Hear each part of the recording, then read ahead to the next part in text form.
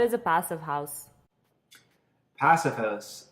All right, so passive house was started in Germany. It's one of the most rigorous building standards in the world. Uh, to put it simply, I guess what passive house really focuses on is energy use. So really heating and cooling loads, because you can't really control all of the other loads within the house. You know, how many electronics do they have? How much hot water are they using, that sort of thing. So when you go through the passive house process, they factor the heating and cooling loads, and then there's also some calculations that are factored in that take into account the size of the house, and based on the size of the house, they make assumptions on how many people would be living in the house. So that would, with those people, they would assume how much hot water is being used, how much body heat is actually produced by those people, and so forth.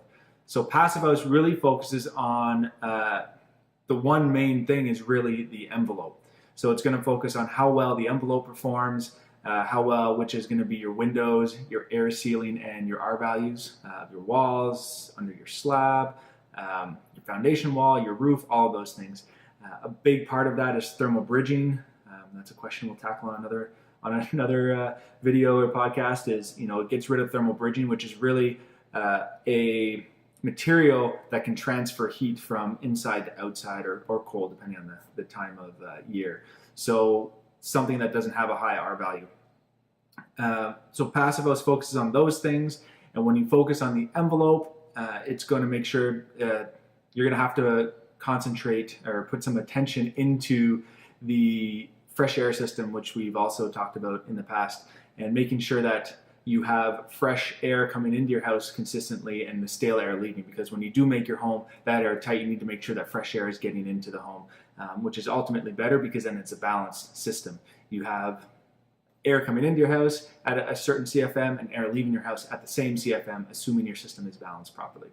So passive house focuses on those things. It's also going to take orientation into account. So depending on how you're oriented towards the sun and the time of year will affect on how much heat you get, or if you block the sun and so forth. So our house is designed to passive house. We're actually angled perfectly south on the backside, and we have the overhangs that will block the sun in the summer when the sun's higher up in the sky, and then the overhangs are designed so that the sun is allowed to come in, which you can probably see in the background right now, in the colder weather, where it allows to heat the house. One precaution I will put out there is that we realize that it is possible to overglaze. So we design to let the sun heat the home. However, when the sun, on a day like today, it's not that cold out. I'm not sure how cold is it outside right now. Like -6 or something like that Celsius. So anyways, it's not that cold out right now, but if the sun is out all day, we'll probably be opening windows because it's going to be too warm in here. And you know, we'll be able to hold that heat for a while. On the flip side as well, windows are really the weakest point of the envelope.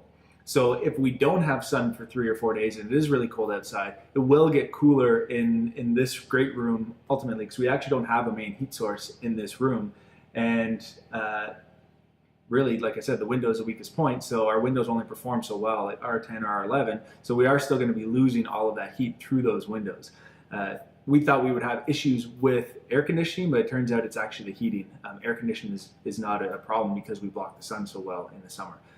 So long answer to what is passive house, but I did realize what some issues as we built this. I don't think we would change anything because of the design we wanted, but take that into account. If you are relying on glazing to help heat your home, realize that it might actually be hard to regulate the temperature.